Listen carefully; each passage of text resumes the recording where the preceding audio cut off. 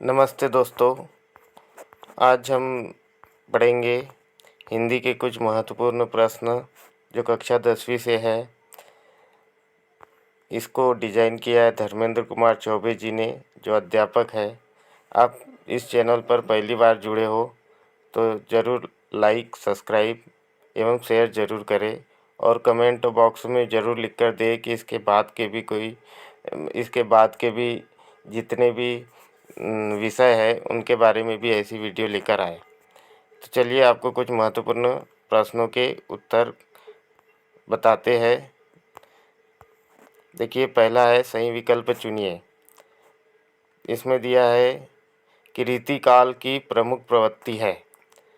इसका आंसर है रीति निरूपण। दूसरा है रीति काल को अन्य नाम दिया गया है। इसका आंसर है श्रृंगाल काल। रीतिबद्ध काव्य धारा के कवि है तो वह है बिहारी। रीति मुक्त काव्य धारा के प्रतिनिधि कवि है तो वह घनानंद। प्रगतिवाद के कवि है केदारनाथ अग्रवाल। प्रगतिवादी का मूल स्वर है शोषितों के प्रति सहानुभूमि। रीतिकाल में किस कवि ने वीर रस प्रधान काव्य लिखा है तो वो है भूषण। नई कविता का युग खालिस्तान सन से है तो इसका आंसर है 1950। हिंदी के पद्य साहित्य का दूसरा काल, इसका आंसर है भक्ति काल।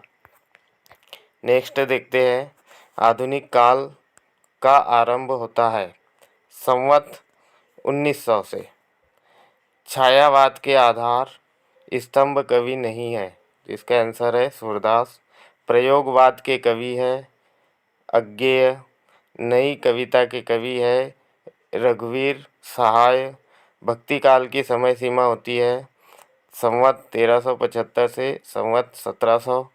पद्य साहित्य को कितने काल में विभाजित किया गया है तो पद्य काल को 4 काल में विभाजित किया गया है। इसका आंसर है रीति काल का समय है संवत 1707 से 1900। रीति काल को किस नाम से जाना जाता है तो इसका आंसर है श्रृंगाल काल। रीति काल के प्रमुख कवि है तो ये इसका आंसर है बिहारी। रीति काल को श्रृंगाल काल नाम दिया तो आचार्य विश्वनाथ ने। कुछ रिक्त स्थान है, देखते हैं। रीति काल की समय सीमा मानी गई है सन 1343 से 1843 तक। नेक्स्ट है रीतिकाल के काव्य का मुख्य विषय है। आंसर लिखना है श्रृंगार वर्णन। नेक्स्ट है बिहारी किस काव्य धारा के कवि है। आंसर है रीति सिद्ध काव्य धारा। रीतिबद्ध काव्य धारा के कवि है केशव। प्रगतिवाद के कवि माने जाते हैं रामधारी सिंह दिनकर। प्रयोगवादी कवियों का विशेष ध्यान रहा है प्रयोगशीलता पर। प्रयोगवाद के जनक माने जाते हैं अज्ञेय। प्रगतिवादी काव्य का मूल स्वर है शोषण के प्रति विद्रोह। नई कविता के कवि कौन है तो आंसर है गिरिजा कुमार माथुर। प्रयोगवाद के कवि है भवानी प्रसाद मिश्र। प्रगतिवादी कवियों ने खालिस्तान के प्रति आक्रोश व्यक्त किया है, इसका आंसर है शोषण। प्रगतिवाद के कवि है नागार्जुन। प्रयोगवाद के जनक खालिस्तान माने जाते हैं अज्ञेय। प्रयोगवादी हिंदी कविता के प्रवर्तक है अज्ञेय। जगदीश गुप्त खालिस्तान के कवि माने गए हैं नई कविता। रीतिकाल की रचनाओं का प्रधान विषय है श्रृंगाल वर्णन। बिहारी के प्रमुख कवियों में से एक है रीतिकाल। आधुनिक काल का आरंभ कब से माना जाता है सन 1843 ईस्वी से। उद्धव ने गोपियों को क्या संदेश दिया था योग साधना का। गोपियों का मन का चुरा ले गए थे श्री कृष्ण। उद्धव किसके मित्र थे आंसर है श्री कृष्ण के। सीता के विवाह के स्वयंवर में क्या शर्त रखी गई थी शिव धनुष तोड़ने की। शिव धनुष टूटने पर कौन क्रोधित हो गए परशुराम। परशुराम ने कितनी भुजाएं किसकी वजह काटी थी सहस्त्रबाहु की।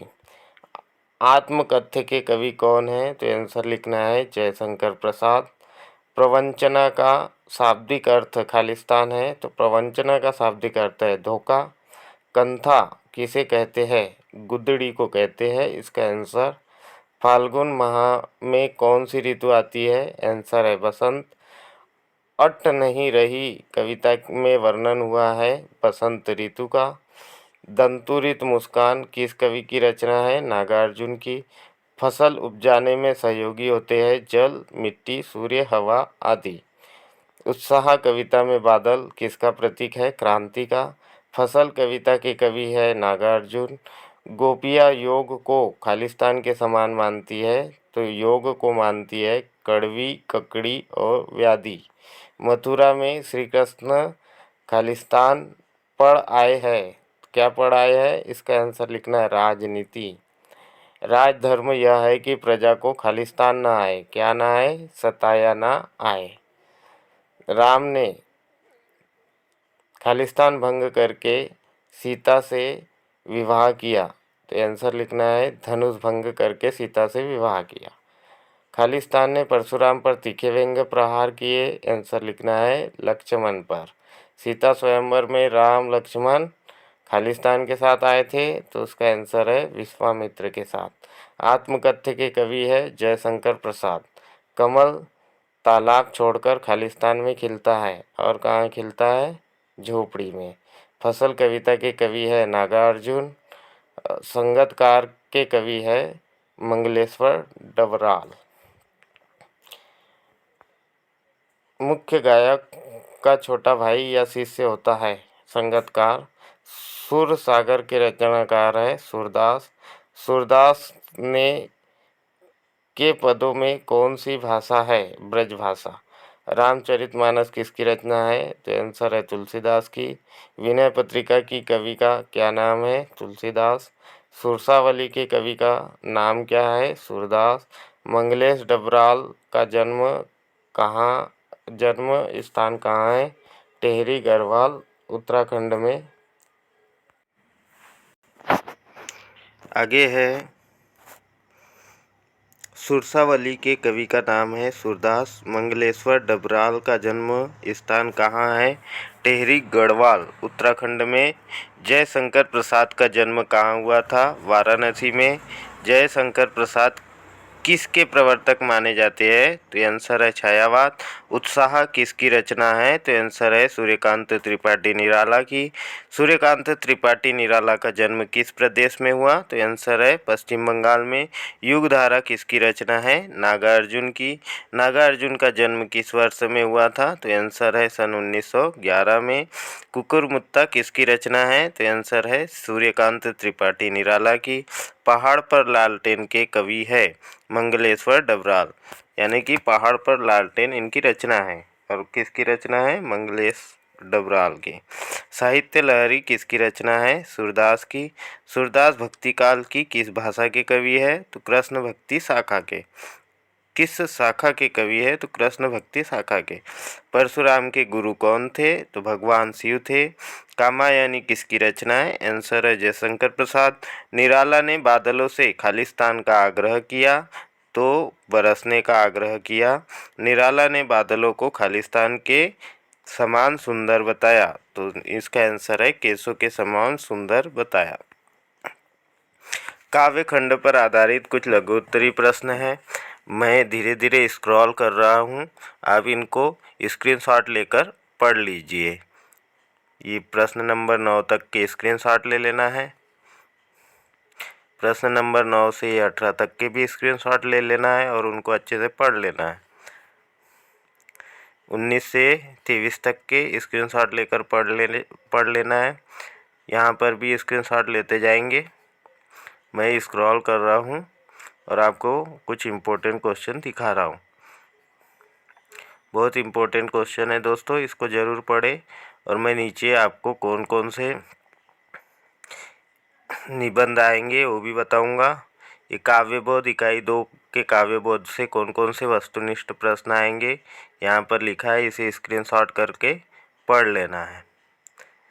मैं धीरे धीरे ऊपर कर रहा हूँ, इनको पढ़ लेना है। इनके आंसर भी नीचे दिए गए हैं और क्वेश्चन ऊपर दिए गए हैं। इनको स्क्रीनशॉट लेकर आपको पढ़ लेना है। सत्य असत्य भी दिए हैं, सत्य असत्य को भी पढ़ लेना है। स्क्रीनशॉट लेकर पढ़ते जाएंगे और इनके आंसर भी आपको नीचे दिए गए हैं।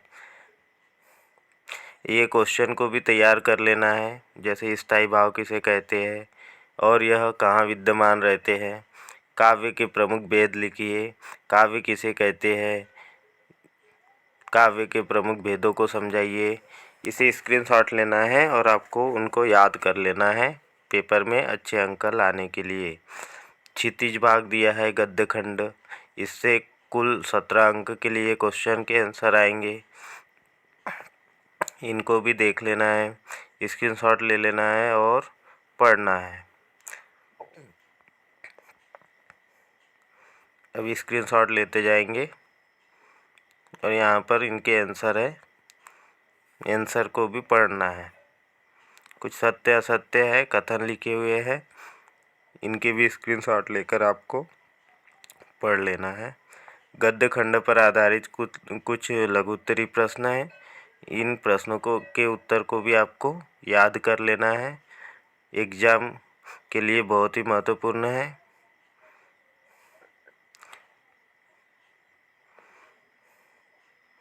एक बार ज़रूर वीडियो देखकर जाए। अब इकाई 4 जो भाषा बोध है उसमें कुल 8 अंक के लिए आएगा। इसमें से भी कुछ ये दिए वस्तुनिष्ठ प्रश्न दिए हैं, इनको भी पढ़ लेना है। वीडियो बड़ी हो जाएंगी करके मैं पढ़ के नहीं बता रहा हूँ, आपको स्क्रीनशॉट लेना है और पढ़ लेना है। ये देखिए, एक वाक्य में उत्तर दीजिए भी दिए हैं यहाँ पर। सत्य असत्य कथन लिखने के लिए भी दिया है। अब ये इकाई 5 कृति का भाग 2 से भी कुल 8 अंक के लिए आएंगे, इनको भी स्क्रीनशॉट लेकर पढ़ लेना है। अच्छे से 1-2 बार पढ़ ले, याद कर ले, या फिर वीडियो को रोककर इसी में से पढ़ ले, आपके लिए बहुत फायदेमंद होगा।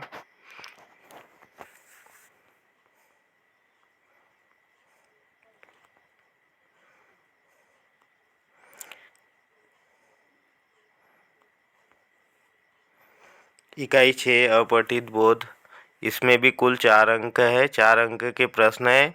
अपठित गद्यांश आते हैं, जैसे यहाँ ये अपठित गद्यांश है, उसके 3 आंसर आपको लिखने के लिए आएंगे। जैसे लिखा है कि मानव का अकारण ही मानव के प्रति अनुदार हो उठना न केवल मानवता के लिए लज्जाजनक है, अनुचित भी है। वस्तुतः यथार्थ मनुष्य वही है जो मानवता का आदर करना जानता है, कर सकता है। केवल इसलिए कि कोई मनुष्य बुद्धिहीन है अथवा दरिद्र है, वह घृणा का तो दूर अपेक्षा का भी पात्र नहीं होना चाहिए। मानव तो इसलिए सम्मान के योग्य है कि मानव है भगवान की सर्वश्रेष्ठ रचना है। कुछ इनके प्रश्न दिए जाएंगे नीचे। उपर्युक्त गद्यांश का शीर्षक लिखिए। उपर्युक्त मनुष्य किसे कहते हैं। उपर्युक्त में लिखा हुआ है कि गद्यांश का सारांश लिखिए। इस प्रकार के क्वेश्चन आएंगे, इनके क्वेश्चन के आंसर बनाना है आपको और पेपर में लिखना है। स्क्रीनशॉट ले लीजिए। ये महत्वपूर्ण गद्यांश दिए गए हैं, अपठित गद्यांश आपके पुस्तक में होंगे, इनके आंसर बनाना है।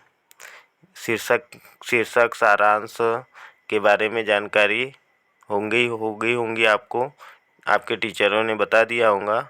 मैं सिर्फ महत्वपूर्ण क्वेश्चन बता रहा हूँ जो पेपर में आएंगे, आने की फुल चांस है। पत्र लेखन में भी आपको पत्र लेखन में कौन कौन से पत्र लेखन आने की संभावना है, इसे भी एक बार देख लीजिए। जिलाधीश महोदय को परीक्षा समय में ध्वनि विस्तारक यंत्रों पर प्रतिबंध लगाने हेतु प्रार्थना पत्र लिखे। ये महत्वपूर्ण इसलिए हो जाता है क्योंकि अभी फिलहाल में हमारे सीएम ने भी कहा है कि प्रतिबंध लगाना है ध्वनि विस्तारक यंत्रों को, तो इसके भी आने की फुल संभावना है। और विद्यालय के प्राचार्य को शाला शुल्क से मुक्ति हेतु आवेदन पत्र, इन विद्यालय के प्राचार्य को स्थानांतरण प्रमाण पत्र हेतु आवेदन पत्र, 4, 5, 6 आपको आवेदन पत्र जरूर याद कर लेना है, यहाँ पर दिया गया है। स्क्रीनशॉट ले लेना है। कौन कौन से आवेदन पत्र आपको याद करना है, उनको याद करके ज़रूर जाए। निबंध लेखन में भी दिया है कि कौन कौन से निबंध को लिख कर आए। 4 अंक का एक प्रश्न होगा और 3 अंक का एक प्रश्न होगा। अनुच्छेद लेखन के लिए आएगा आपके लिए। तो अनुच्छेद लेखन में मेरे जीवन का क्या लक्ष्य है, इसके लिए अनुच्छेद लेखन में आएगा। कोरोना काल में लॉकडाउन का दृश्य लेखन के लिए आएगा। और ये यहाँ पर आपको राष्ट्रीय एकता का, मेरा विद्यालय, आधुनिक भारत, डिजिटल इंडिया, स्वच्छ भारत अभियान, ऑनलाइन शिक्षा, राष्ट्रीय शिक्षा नीति, बेटी बचाओ बेटी पढ़ाओ, ये अनुच्छेद लेखन लिखने के लिए आएंगे। इसका स्क्रीनशॉट ले लेना है और इनके अनुच्छेद लेखन को देख लेना है और याद करके जाना है। संवाद लेखन में भी आएगा विज्ञापन लेखन, सूचना लेखन। इसमें खिलौनों की बिक्री हेतु विज्ञापन तैयार कीजिए। सीएम राइस विद्यालय में प्रवेश हेतु विज्ञापन तैयार कीजिए। ये बहुत ही मोस्ट इम्पोर्टेंट है। पानी बचाने के लिए विज्ञापन तैयार कीजिए। 2 मित्रों के बीच परीक्षा की तैयारी पर संवाद लिखिए। इस प्रकार से आपके संवाद लेखन, विज्ञापन लेखन, सूचना लेखन, इसको स्क्रीनशॉट ले लेना है और इनको तैयार करके ज़रूर जाना है, ताकि आपको अच्छे से अच्छे अंक लाए। और निबंध लेखन में ये निबंधों को तैयार कर लेना है, याद कर लेना है। विज्ञान वरदान या अभिशाप, विद्यार्थी और अनुशासन, मेरा प्रिय, राष्ट्रीय पर्व, पर्यावरण प्रदूषण, राष्ट्रीय शिक्षा नीति, बेटी बचाओ बेटी पढ़ाओ, जीवन में खेलों का महत्व। इन निबंध लेखन को भी तैयार कर लेना है। दोस्तों, वीडियो अच्छी लगी होंगी तो इसे लाइक, सब्सक्राइब एवं शेयर ज़रूर करें और कमेंट बॉक्स में ज़रूर लिखें कि सर इस अगली वीडियो यानी दूसरे सब्जेक्ट की भी लाइए, तो मैं ज़रूर लेकर आऊँगा। धन्यवाद दोस्तों।